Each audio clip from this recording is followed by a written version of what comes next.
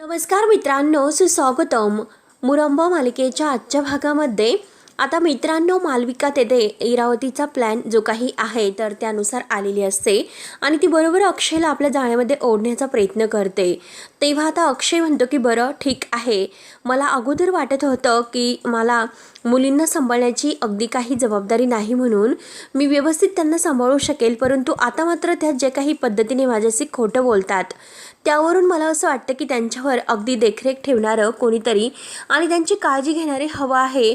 त्यामुळे मी तुम्हाला ह्या कामासाठी ठेवतो आणि तुम्ही सुद्धा आता ज्या पद्धतीने त्या दोघींचा जीव वाचवला आणि तुमच्या कामाचं सुद्धा तुम्ही जे वर्णन सांगितलं त्यावरून मला खरंच असं वाटतं की नक्की तुम्हाला मुलांची काळजी घेता येईल, म्हणून तुम्हाला त्यांचं मन ओळखता येईल. त्यामुळे ठीक आहे, तुम्ही उद्यापासून कामाला येऊ शकतात.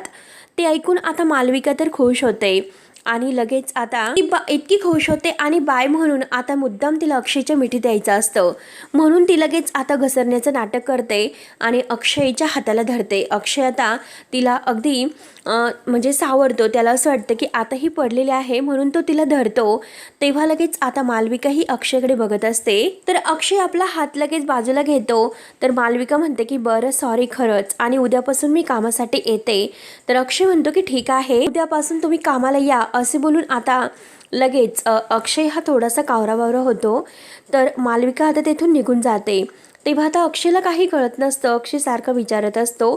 तर आता ह्या आरोही आणि आर्था एकमेकींकडे बघत असतात. त्यांना हा जो काही प्रकार आहे तो जरा विचित्रच वाटतो. त्यानंतर आता इकडे ज्या माणसाला आरोहीला पकडण्यासाठी सांगितलेले होते तो माणूस धावतच इरावती जवळ येतो आणि काम झाले मॅडम असे म्हणतो.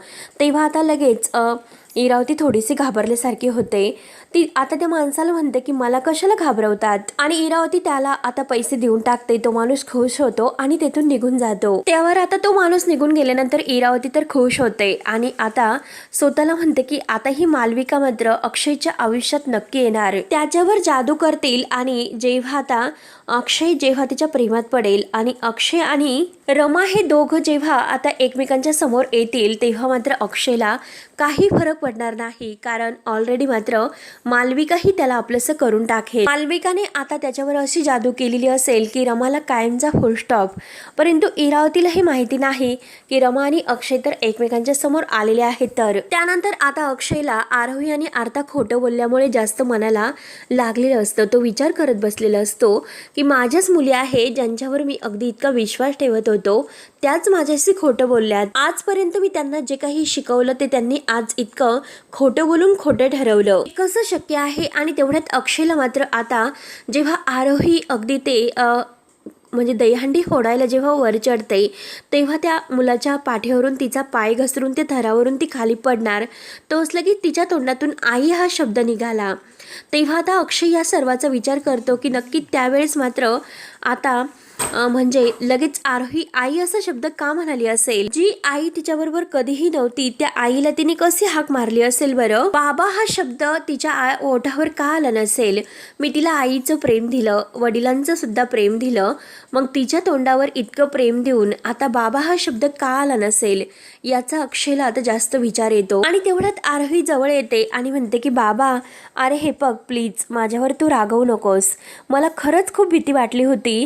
तेव्हा आता अक्षय तिला जवळ घेतो आणि समोर बसवतो आणि म्हणतो की हे बघ बाळा, अगं मी खरंच तुझ्यावर अजिबात नाही रागावलो, परंतु हे बघ तू माझ्याशी का खोटं बोलली बरं, का तू माझ्यापासून इतकं लपवलंस बरं, का तू इतकं खोटं बोलली.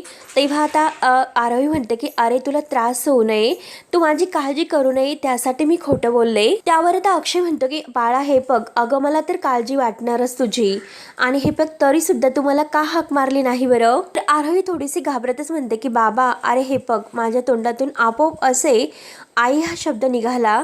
ते आरोहीचं बोलणं ऐकून अक्षय म्हणतो की अगं पण तुला आई कुठे आहे, लहानपणापासून मी तुला आई आणि बाबा ह्या दोघांचं प्रेम देत आलो, मग आई हा शब्द तुझा अचानक कसा निघाला बरं. मला एक गोष्ट सांग, तू मुद्दामून आता आई म्हणून हाक मारलीस ना. त्यावर आता लगेच आरोही सांगते की नाही रे बाबा, अरे मी मुद्दामून नाही केले हे सर्व, तुम्हाला त्रास होईल असं मी का वागेल बरं.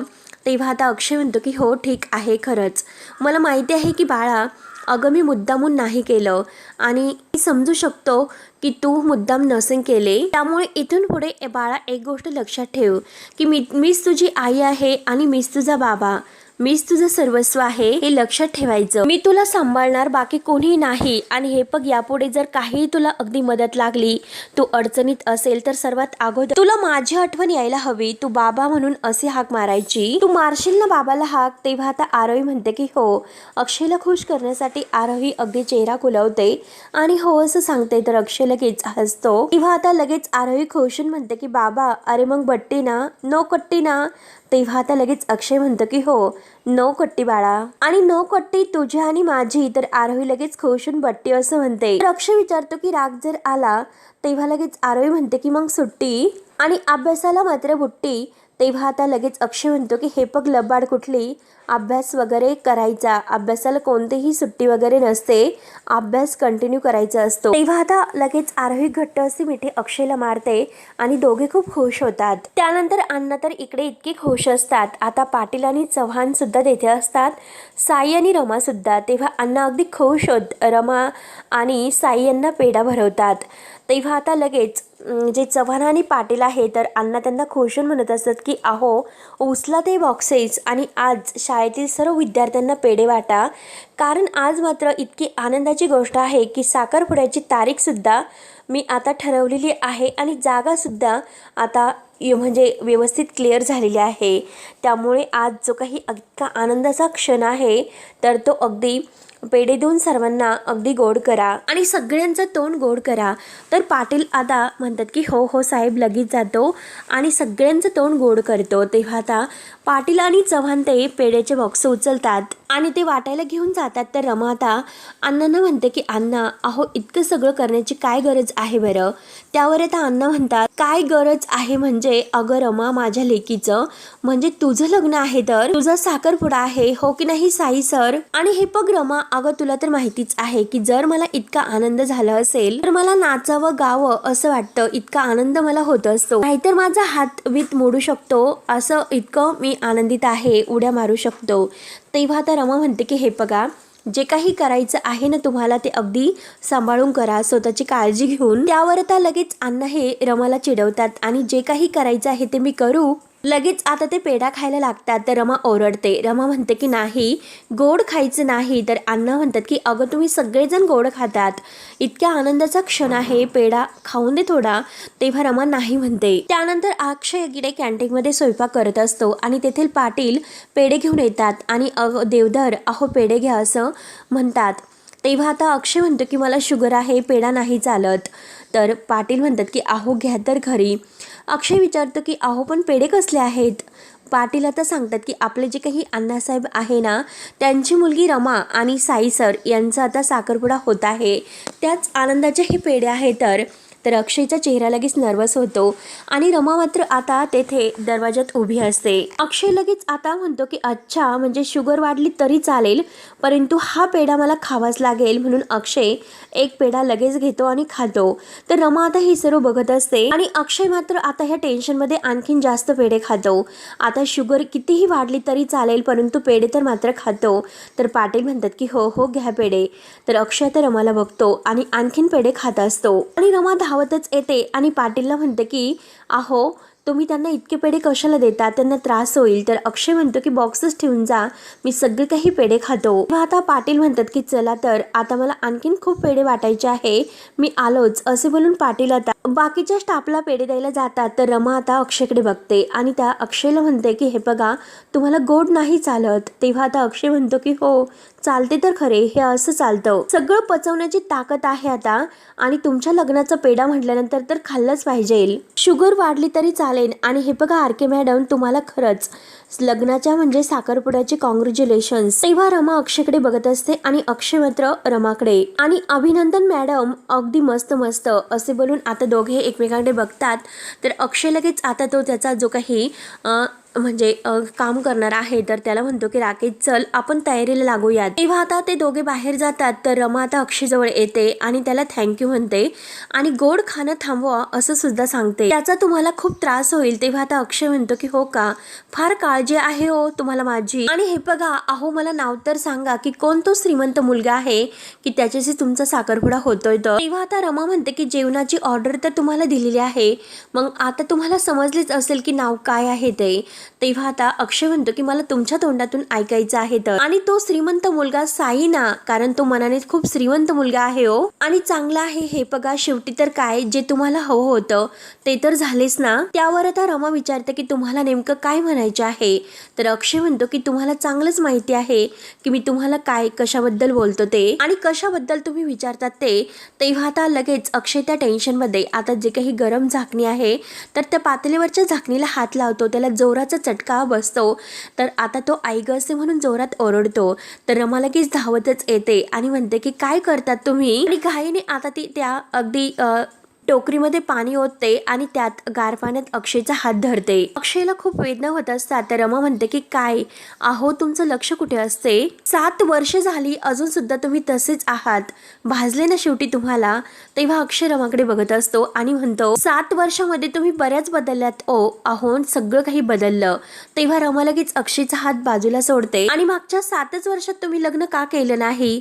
तेव्हा आता रमा विचारते की तुम्ही तरी कुठे लग्न केलं. तेव्हा आता रमा म्हणते की हे बघा मला तुमच्याशी बोलायचं आहे आणि आरोही माझी मुलगी आहे तर.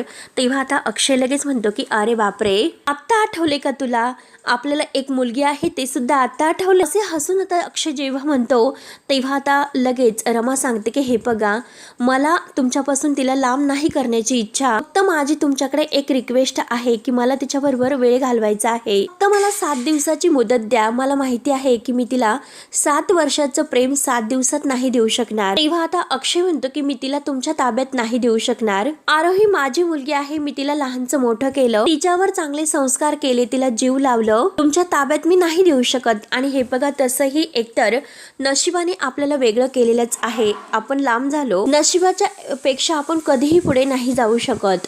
आणि तेवढ्यात आरोही तेथे येते आणि बाबा म्हणून हाक मारते. धावतच आता अक्षयला मिठी मारते. तर अक्षय म्हणतो की आरू अगं आलीस. तेव्हा आता आरोही म्हणते की बाबा अरे शाळा सुटली, चल घरी. रमा आता अगदी आरोहीकडे खुशून बघत असते. आरोही आता रमाकडे बघते आणि म्हणते की पर्यायी तू, आणि परत म्हणते की मॅडम, आणि अक्षयला म्हणते की चल बाबा आपण मॅडमला त्यांच्या घरी सोडूयात, एकट्या कशा जातील बरं, चल आपण त्यांना सोडूयात. म्हणून आता ती अक्षयचा सुद्धा हात धरते आणि रमाचा सुद्धा. तेव्हा आता अक्षय म्हणतो की हे बघ त्यांना जसं जाता येईल ते जातील, त्यांचा विचार कशाला करते. तेव्हा आता आरोही म्हणते की हे बघा नको नको, अहो मॅडम तुम्ही एकट्या जाऊ नका, जर तुम्हाला त्या फुगेवाल्याने उचलून नेलं तर काय करणार. आणि हे बघा मॅडम, अहो माझा बाबा स्ट्रॉंग आहे, तो अगदी खूप मोठा शूर आहे, तो आपल्या दोघींना काहीच होऊन देणार नाही. तेव्हा आता अक्षय आरोहीकडे बघतो आणि आरोही मात्र आता रमाला हे जे काही बोलत आहे. तर जेव्हा रमा आणि अक्षय एकमेकांकडे बघत असतात, आरोहीचं बोलणं ऐकत असतात, तेव्हा आता आरोही रमाला विचारत असते की ठीक आहे चालेल ना तुम्हाला, त्यामुळे चला तुम्ही आमच्या सोबत चला. आरोही ऐकायला तयारच नसते. शेवटी ती अक्षयचा हात धरून अक्षयला ओढत असते आणि रमाला सुद्धा. आरोही ऐकायला तयारच नसते. तर अक्षय म्हणतो की अगं आरू प्लीज, अगं ऐक तरी, मला कपडे तर बदलून दे. तेव्हा आता रमा आणि अक्षय एकमेकांकडे बघत असतात. शेवटी आरूच्या हट्टापुढे अक्षयला ऐकावंच लागते, परंतु आरोही ऐकायला तयारच नसते. शेवटी ती परत अक्षयच्या हाताला धरते आणि रमाच्या, आणि त्यांना ओढतच बाहेर घेऊन येते.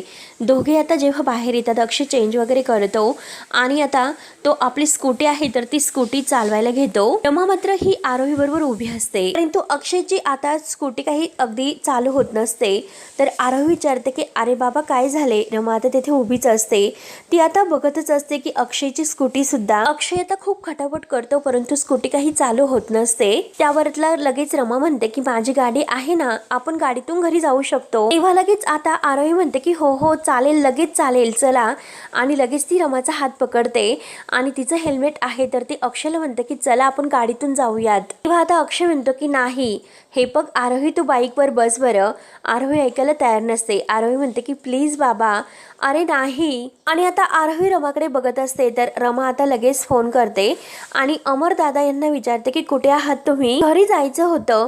तेव्हा आता लगेच ते जे काही रमाचे ड्रायव्हर आहे तर ते म्हणतात की हे बघा मॅडम, अण्णासाहेबांनी मला एका महत्त्वाच्या कामासाठी बाहेर पाठवले, 1 तासभर तरी लागेल. तेव्हा आता फोन ठेवल्यानंतर आता लगेच आरोही विचारते की काय झाले. तेव्हा आता रमा म्हणते की ड्रायव्हर काकांना विचारले की परंतु त्यांना अजून येण्यासाठी 1 तास लागेल. गाडीची चावी तर माझ्याकडे आहे परंतु 1 तास मला थांबून राहावं लागेल. अक्षय म्हणतो की एकदम मस्त आणि आरोहीला म्हणतो की बस तू गाडीवर चल, तोपर्यंत आपली गाडी चालू होईल, नाहीतर आपण ढकलत गाडी घेऊन जाऊया. तेव्हा आता आरोही नको नको असं म्हणत असते आणि रमाला विचारते, मॅडम तुम्हाला गाडी नाही चालवता येत का? त्यावर आता रमा म्हणते की नाही, मला भीती वाटते. तेव्हा आता आरोही म्हणते की मग माझा बाबा तुम्हाला शिकवेल, चालेल ना तुम्हाला? तेव्हा आता अक्षय म्हणतो की ए आरोही काय करतेस, काय बोलतेस तू? आरोही आता ऐकायला तयार नसते, ती हट्टाला पेटलेली असते. ती बाबाला आता कडक आवाजात म्हणते की शिकवावी लागेल. चल चल बाबा चल, आणि चला मॅडम चावी द्या बरं तुम्ही. म्हणून आता रमा बॅग मधून चावी काढते आणि आरोहीच्या हातात देते. आरोही लगेच आता अक्षयचा हात धरते आणि हे बघ बाबा, अरे आता गाडी तर शिकवायची आहे, परंतु आता सध्या तूच गाडी चालवायची. तेव्हा आता रमा ही खोशून अक्षयकडे बघत असते, तर अक्षय तिच्याकडे बघत आता स्वतःच्या मनाला लगेच म्हणत असतो की हिच्या हाताखाली इथे मी ऑलरेडी काम तर करतोय, परंतु आता मात्र तिने ड्रायव्हर सुद्धा बनवले मला. आणि तेवढ्यात आता अक्षय गाडीच्या खाली उतरतो आणि रमाकडे बघत आता म्हणतो की चला. आणि तेवढ्यात त्याच्या मोबाईलवर एक कॉल येतो. तेव्हा आता अक्षय थोडंसं बाजूला बोलायला गेल्यानंतर आता आरोही आणि रमा गाडी जवळ येतात. तर रमा आता मागे बसायला लागते. तेव्हा लगेच आरोही म्हणते की नाही मॅडम, तुम्ही मागे नका बसू, मी तुमच्या मांडीवर बसेल. तुम्ही पुढे बसा, मग मांडीवर बसेल, तुम्हाला हे चालेल ना? आणि आता लगेच रमा आणि आरोही गाडीमध्ये बसतात. तर आरोही छान अशी रमाच्या मांडीवर बसते. तेव्हा आता दोघे आतमध्ये गाडीत बसल्यानंतर रमा ही खोशून तिच्याकडे बघत आरोहीला म्हणते की आरोही अगं बाहेर आल्यानंतर तुम्हाला मॅडम म्हणू नकोस. आरोही विचारते की का हो? तेव्हा आता रमा तिच्याकडे बघत मनात म्हणते की अगं कसं सांगू मी तुला की मीच तुझी आई आहे म्हणून. अगं तुम्हाला मॅडम नाही तर आई म्हणायला हवं, आणि मॅडम आता शाळेत म्हणायचं, आता आपण बाहेर आलो ना त्यामुळे मॅडम नाही म्हणायचं बाळा. त्यावर आता आरोही विचारते की मग मॅडम मी तुम्हाला काय म्हणू बरं? तेव्हा आता आरोही विचार करत असते आणि अक्षय आता फोनवर बोलणं झाल्यानंतर तो गाडीमध्ये येऊन बसतो आणि बघतो तर काय, पुन्हा लगेच आता तो लगेच गाडीच्या खालीच थांबतो. या दोघी तर ऑलरेडी आतमध्ये बसलेले असतात. आता अक्षय रमाकडे बघत असतो. तेव्हा आरोही म्हणते की बाबा अरे बस ना. शेवटी अक्षय आता अगदी नाईलाजाने अगदी ताव ताव करत तानाने मात्र तो आता गाडीमध्ये बसतो आणि स्वतःचा सीट बेल्ट तो आता रमाकडे बघून लावत असतो. तेव्हा आता आरोही म्हणते की बाबा अरे सीट बेल्ट. तर आता अक्षय रागाने म्हणतो की अगं मग लाव की, तुला येत नाही का, मी किती वेळेस तुला शिकवलं. तेव्हा आरोही मात्र अगदी बघत राहते आणि सीट बेल्ट लावायला घेते. तेव्हा अक्षयची ताणताण सुरू होते. अक्षय म्हणतो की अगं रॉकेट सायन्स वगैरे आहे का, इतकं अवघड असतं का, आणि लाव पटकनी. म्हणून तो सीट बेल्ट लावायला जातो आणि रमाची पर्स मध्ये असते. तर अक्षय म्हणतो की मॅडम तुमची पर्स. तेव्हा आता सीट बेल्ट लावल्यानंतर आता लगेच आरोही म्हणते की बाबा अरे चल रे भोपळ्या टुन्नुक टुन्नुक, चल रे बाबा आता. तेव्हा आता रमाला हसू येते आणि ती परत आरोहीला विचारते की काय ग तू बाबाला अरे तुरे का करतेस? तेव्हा आता आरोही म्हणते की आपण कसं आईला अगं तू ग म्हणतो, मग जर बाबाला अरे कारे केलं तर मग आपलं बॉन्डिंग हे वाढतं. तेव्हा आता हे आरोही इतकी म्हणजे आता कठीण असते. ती लगेच सगळेजण गाडीमध्ये बसल्यानंतर गाडी जेव्हा सुरू होते तेव्हा लगेच ती मात्र आता मस्त गाणं लावते, जे काही अक्षयचं आवडतं गाणं आहे. कारण अक्षय जेव्हा रमाबरोबर गाडीतून जात असतो तर कायम अगदी ते गाणं तो लावत असतो आणि रमा अगदी खोशून त्याच्याकडे बघत असते. तेव्हा आता अक्षयला आणि रमाला त्या क्षणाची आठवण होत असते, कारण आरोही सांगत असते की आता बाबा कायम हे गाणं लावत असतो, कारण त्याचं आवडतं ते गाणं आहे तर, आणि रोज ते गाणं तो ऐकत असतो. म्हणून रमा आणि अक्षयला त्या क्षणाची आठवण होते आपल्या मागच्या भूतकाळाची. तेव्हा मात्र आता जेव्हा ते मागे एकदा गाडीमध्ये चाललेले असतात तर अक्षय रमाला म्हणलेला असतो की रमा अगं 28. रमा विचारते की काय 28 वेळेस तू ते गाणं ऐकलं? तर रमा म्हणते की अहो काय झालं, ते गाणं मला आवडते आणि आता तुम्हाला सुद्धा आवडून घ्यावे लागेल. असे आता रमाच्या आवडते ते गाणे असते आणि अक्षय आता रोज ते गाणं ऐकत असतो. आता हे आठवल्यानंतर अक्षय लगेच आता ते गाणं बंद करतो. तेव्हा आता आरोही लगेच आता स्वतः गाणं म्हणायला सुरुवात करते. आता तिला मात्र जे काही पहिलं कडवं आहे तर ते येत असते, परंतु रमा लगेच आता तिची साथ देते आणि ती सुद्धा आता ते पुढचं गाणं म्हणायला सुरुवात करते. अक्षयने जरी आता हे गाणं बंद केलं असलं तरी सुद्धा आता हे दोघे एका आवाजात गातात. तेव्हा आता रमा खुशून ते गाणं म्हणत अगदी आरोहीचा गोड पापा घेते. आरोही अगदी खुशून रमाकडे बघत असते आणि अक्षय आता खुश होत त्या दोघींकडे बघत असतो. तेव्हा आता आरोही रमाचं गाणं म्हणून झाल्यानंतर म्हणते की बाबा अरे तू आता गाणं म्हण. तेव्हा आता अक्षय म्हणतो की आरू अगं नकोय, परंतु आरोही ऐकून घ्यायला तयार नसते. ती म्हणते की बाबा प्लीज, अरे प्लीज म्हण ना तू गाणं. त्यावर आता अक्षय म्हणतो की आरू हे बघ मी तुला प्लीज म्हणतोय ना, मी नाही गाणं म्हणू शकत. आरू ऐकायला तयारच नसते. शेवटी अक्षय म्हणतो की ओके ठीक आहे चल मी गाणं म्हणतो. तेव्हा आता अक्षय जे गाणं म्हणतो तेव्हा मात्र त्याचे डोळे अगदी भरून येत असतात आणि रमा ही अक्षयकडे एकटक बघत असते की अक्षय नक्की किती दुःखी आहे हे आता रमाला समजते. अक्षय आपल्या डोळ्यातील पाणी अगदी नकळत पुसतो. तेव्हा आता गाणं म्हणून झाल्यानंतर आरोही म्हणते की आता बाबा आम्ही गाणं म्हणणार आहोत. तेव्हा आता रमा आणि आरोही खूप छान अगदी एका सुरात गाणं म्हणत असतात आणि आता हे त्रिकोणी कुटुंब खऱ्या अर्थाने एकमेकांबरोबर अगदी खुश असते. परंतु अक्षयला आता रमा त्याच्यापासून दूर जाते याचं अगदी त्याच्या मनाला खूप वाईट वाटलेलं असते. सारखे त्याचे डोळे भरून येत असतात परंतु तो काही दाखवत नसतो. तेव्हा आता रमा ही अगदी आरोही बरोबर गाणं म्हणता म्हणता अक्षयकडे सुद्धा बघत असते आणि अक्षय तिच्याकडे. तेव्हा आता दोघे एकमेकांकडे बघून दोघांना आपल्या प्रेमाची जाणीव होते आणि आरोही मात्र त्यांना दोघांना आता त्यांच्या प्रेमाची आठवण करून देत असते. म्हणजे त्यांना एकत्र ती आणण्याचा विचार करत असते.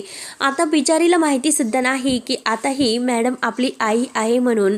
तरी सुद्धा एका आईप्रमाणे ती मॅडमशी वागत असते आणि आता रमावरती प्रेम करत असते. रमाला सुद्धा आता आपल्या मुलीचा जास्त अगदी सहवास मिळतो आणि ती सारखी अक्षयच्या जवळ असते. म्हणून अक्षय आणि रमाला आपल्या प्रेमाची पुन्हा एकदा आठवण होत असते.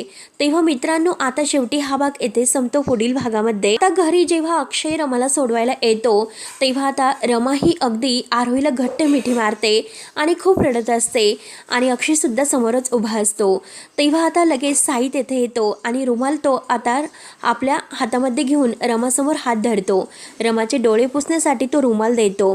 तेव्हा आता साई हा अक्षयकडे बघत असतो.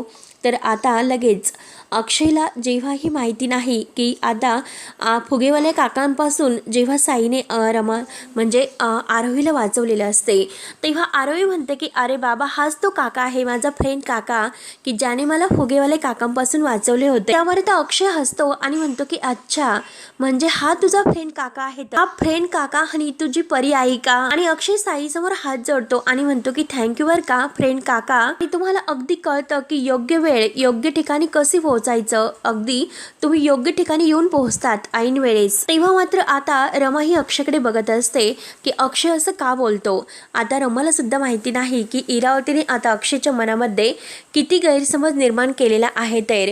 परंतु अक्षय आता जे काही त्याने साई आणि रमा या दोघांना एकत्र बघितलेलं असतं की म्हणजे जेव्हा रमाचे अगदी डिलिव्हरी झाल्यानंतर तिला ज्या वेदना होत असतात तर तिला चालणं सुद्धा अगदी मुश्किल झालेले असते. परंतु साईने जेव्हा तिला उचलून गाडीमध्ये ठेवलेले असते तर ते अक्षय त्याचा खूप मोठा गैरसमज करून घेतो. तेव्हा आता मित्रांनो पुढे काय होईल आणि काय नाही हे बघण्यासाठी आपल्या चॅनलला नक्की सबस्क्राईब करत राहा. धन्यवाद.